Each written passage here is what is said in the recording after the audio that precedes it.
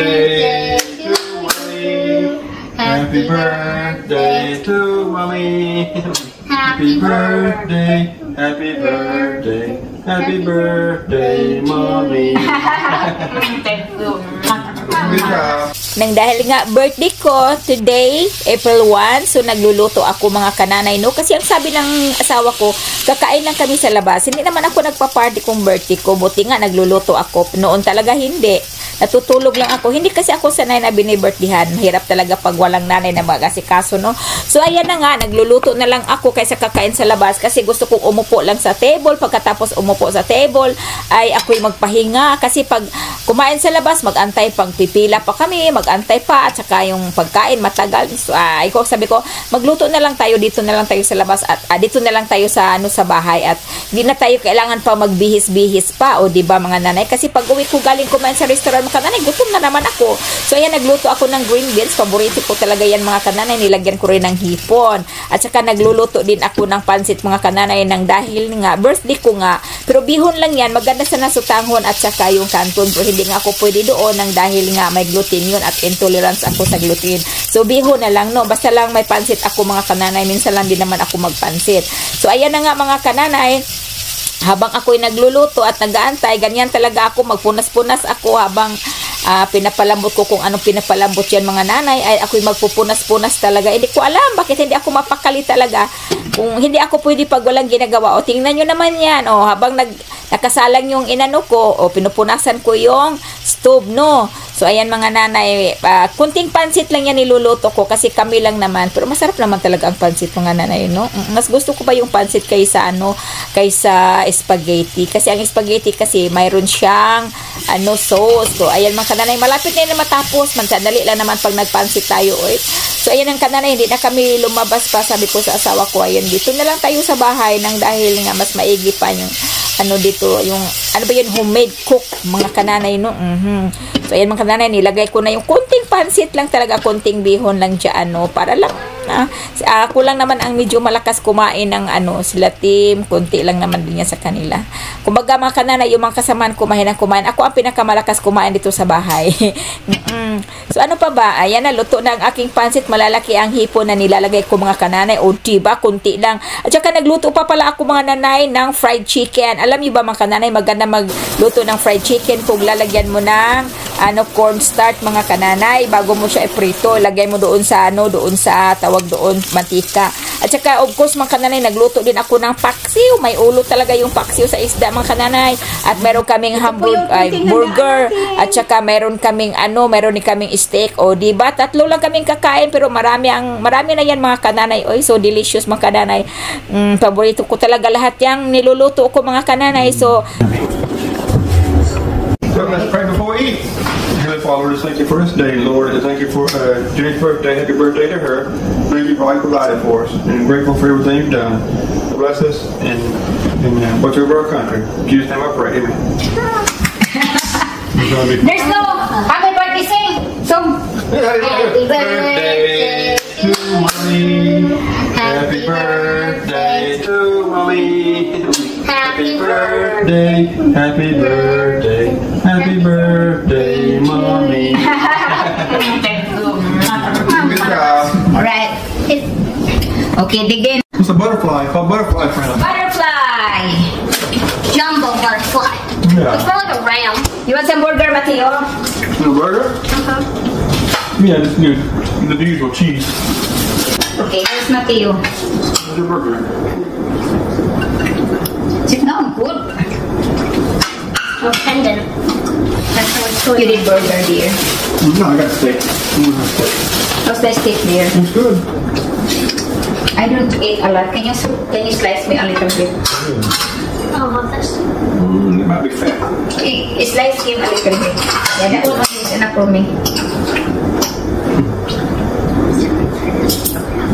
It's good. No, let me slice it. Nanay. Ooh. It's good.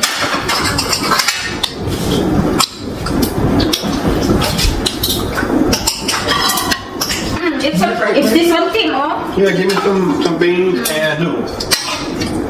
That is very healthy food. I'll do scoop. Okay, that's it. That's what I... So how about you, Matthew? You want some noodles? I'm fine. It's good, Matthew. Well, this is a butterfly farm. This way, it's butterfly. Did It's you try normal this jumbo chicken? shrimp, but it's butterfly. Yeah, he ate 2 chicken already. No, I only ate one. Oh, okay.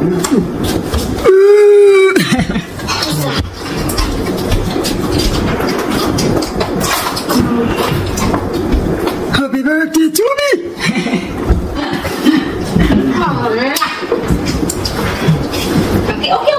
Okay.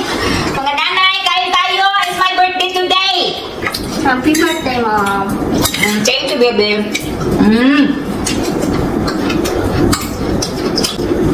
Thank you, dear. Welcome.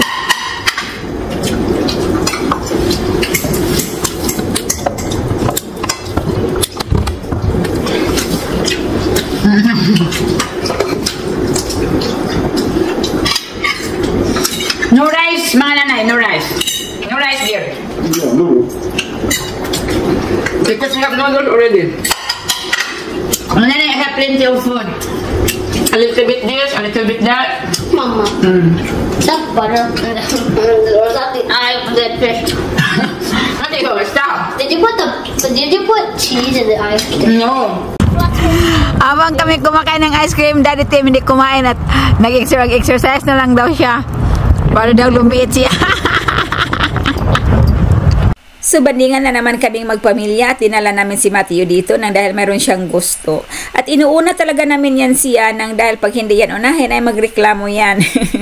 So, ayan, gustong-gusto niya sa store na yan. So, si Daddy Tim naman ang taga-bayad at taga-bit-bit. O, ayan na, inaasikaso na ni Daddy Tim ang kanyang napili. At pagkatapos niyan mga kananay, si Daddy pa ang taga-dala. So, ganun talaga ang roles natin ng mga parents, no? Taga-dala, taga-bili, oo. Pero, kasi responsibility po natin yan na i-provide natin ang pangangailangan ng ating mga anak. So pagkatapos niyan ay pumunta kami ng mall nang dahil gusto ni Daddy Tim na i-shopping din niya ako. Ngayon mga kamami, na-feel ko talaga na parang nawala na akong gana. Dati mga kananay, nung wala pa akong anak, pag magpunta ako ng mall, excited ako nang dahil nga makakita ng bagong damit, bagong shoes, bagong bag, ganyan. Pero ngayon na may anak ako mga kananay, parang wala na. Iniisip ko na lang, parang lahat na lang sa anak ko. Kung ang anak ko mayroon, ako tuwang-tuwa. Parang ako na rin ang bumili sa sarili ko. Basta, ang ikanatuwa ko na lang yung para sa anak ko. Sa akin na wala na. Okay na lang sa akin mga kananay. Unless na maalagaan natin yung anak natin kasi nga naman responsibility talaga natin na alagaan at i-provide ang kanilang mga gusto. Ito naman si Daddy Tim, nandito kami sa escalator. Yeah. Gusto pa niya mag-akbayan. Kami mag-akbayan. Ako, Diyos ko, mga hulog tayo nito. Sabi ko, huwag ka nang mag-akbay-akbay pa. Ayan, una ka na. Una na si Matthew. Sabi ko, humawak ka dyan. Baka mahulog ka. So, mga kananay, nung pumunta kami dyan, wala kaming table talaga na maupuan. Nagtayo-tayo muna kami. So, ayan na ngayon ang kinakain namin sandwich lang mga kananay. Pagkatapos, pumunta kami dyan sa mall. Maraming mga sapatos dyan. O, ayan pa mga kananay, may mga sapatos na nga bling. Ayan talaga no, pero hindi ko na tinignan yung presyo dyan mga kananay at tumingin ako ng bag, yung bag dyan mga kananay no, pag mamahalin talaga na bag ay maganda, matibay talaga kahit itilapon pa. Ayan si Daddy Tim, mayroon na siyang bit-bit, yung mga bit-bit niya mga kananay ay sa akin yan kasi nga sinashoppingan niya ako ng dahil nga malapit nga naman ang aking birthday mga kananay. O, so pagkatapos mga kananay, pumunta kami, pinakain rin kami ng ice cream ni Daddy Tim. Sabi ni Daddy Tim, sige gusto nyo ng ice cream? O, kumain kayo ng ice cream. So nagreklamo pa naman nagreklamo na naman yung maliit kong tao mga kananay kasi iba yung gusto. Habang kami kumakain ng ice cream, Daddy Tim hindi kumain at nag-exercise na lang daw siya. Para daw lumiit siya. Butter? Start with the food of mommy. Do you know that is the precious food of mommy? Naibo.